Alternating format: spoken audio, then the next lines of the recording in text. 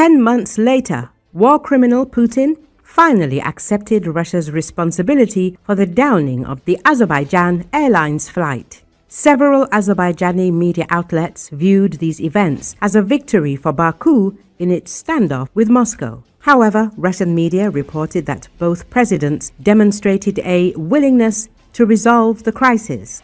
According to the public group Agentstvo Novosti, Caliber media outlet declared a triple triumph for Aliyev, who achieved maximum results and defended the country's dignity at his meeting with Putin. Journalists from Azerbaijan wrote that from now on, it's not the Kremlin, but Baku that dictates its terms. Moscow has no choice but to accept Azerbaijan's terms. It is reported that the 11-month cooling of relations between Russia and Azerbaijan has ended. Baku, however, has retained the option for Moscow to exit with dignity from the current situation. Journalists also recalled the persecution of Azerbaijanis in Russia and the scandalous statements by Putin's propagandists against Baku. The Western press also acknowledged that Putin decided to take the blame for the downed plane in December 2024 in order to ease tensions between Moscow and Baku. Vesti propagandists devoted 3 minutes to Putin's meeting with Aliyev. Footage from Baku was also shown by propagandists from the show 60 Minutes.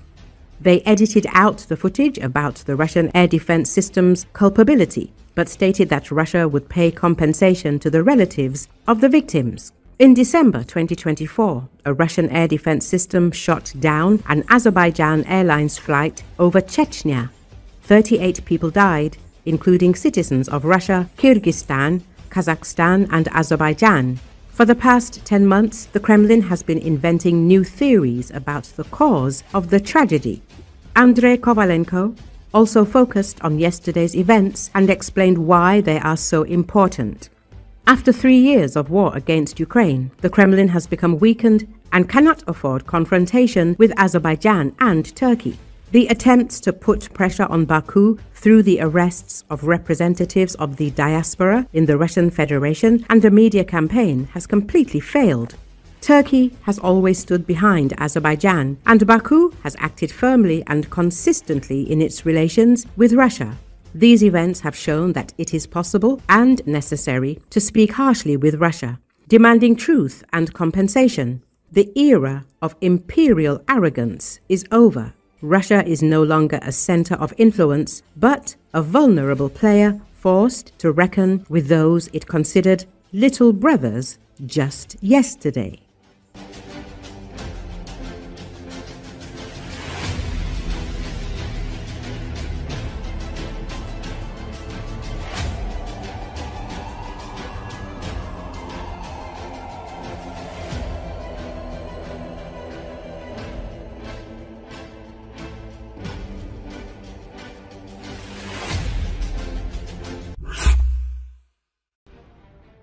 In the occupied territories of the Donetsk region, locals are growing more hostile towards Russian forces as fuel, water, and heating shortages worsen. Petro Andriushchenko, the head of the Center for the Study of Occupation, said this on Espresso TV. There may be problems with the heating season in parts of Donetsk region. The fuel crisis is growing. Zaporizhia, Luhansk regions, and occupied Crimea are at the top. In Donetsk, the situation is better because they have to extinguish water with gasoline. That is, the occupiers cannot allow two major crises at once, one with water and one with fuel, for fear that society will erupt. However, prices are rising and gasoline is disappearing, Andriushchenko said. According to the head of the Center for Occupation Studies, the socio-economic situation in the occupied territories is indeed worsening with no signs of improvement. Public sentiment, even among those who were previously ambivalent, is shifting in favor of Ukraine. For example, Ukrainian graffiti has started reappearing in Donetsk.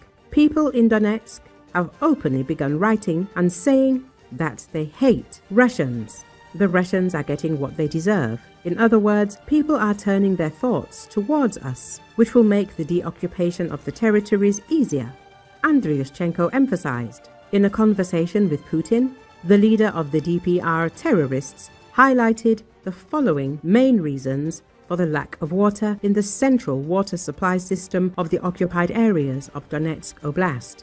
1. 50% of the water came through the Siversky-Donetsk water pipeline, but it is currently out of service because, as Putin said, Ukraine has imposed a water blockade. 2. Another 50% came from reserve reservoirs which, as is well known, have dried up in the current year of 2025 due to the heat. 3. Water supply networks that have not been repaired since the 1990s, which are deteriorating even further due to irregular use.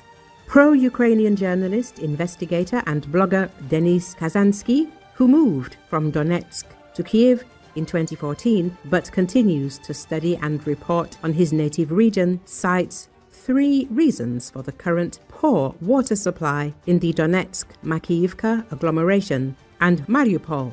Complete disregard by Moscow and local leaders appointed by the Kremlin for the basic needs of Donetsk residents. The occupiers are not involved in public utilities. Destruction as a result of hostilities of the Siversky-Donetsk water pipeline, which passed through the sites of the fiercest battles in Bakhmut, Chasiv Yar and Toretsk. The drying up of reservoirs which the occupiers also do not monitor. At present, the situation is getting out of the Kremlin's control. This means the emergence of numerous problems for Vladimir Putin's government in the region. If events develop this way, Russia will lose control here.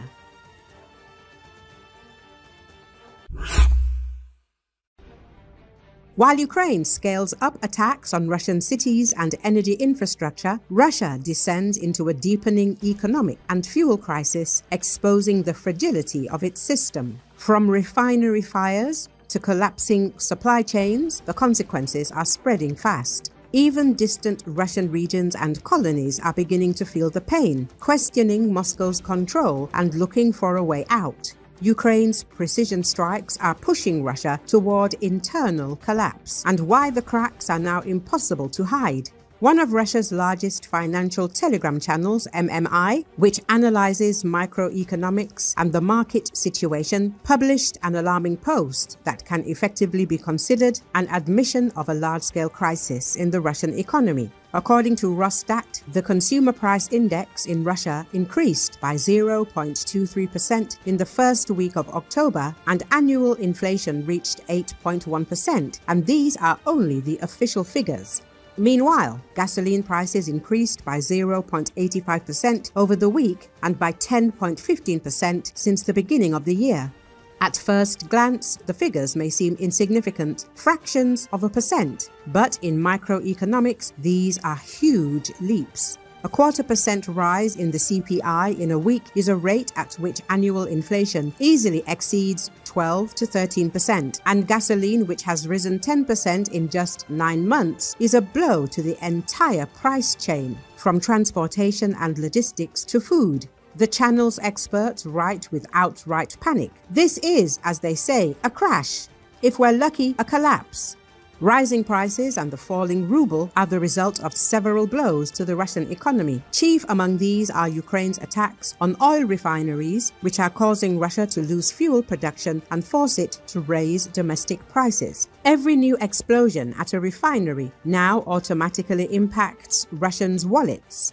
At the same time, the Russian central bank is backed into a corner. Raising the key rate is no longer helping to curb inflation, and lowering it will lead to an even more rapid decline in the ruble. Economists note that Russia is facing a typical military crisis: rising military spending, a budget deficit, and rising fuel and food prices. Industry is struggling to cope, and retailers are reporting accelerating price increases for almost everything, from bread to household chemicals. Financial analysts at MMI sum up the gloomy situation briefly. Comment is unnecessary.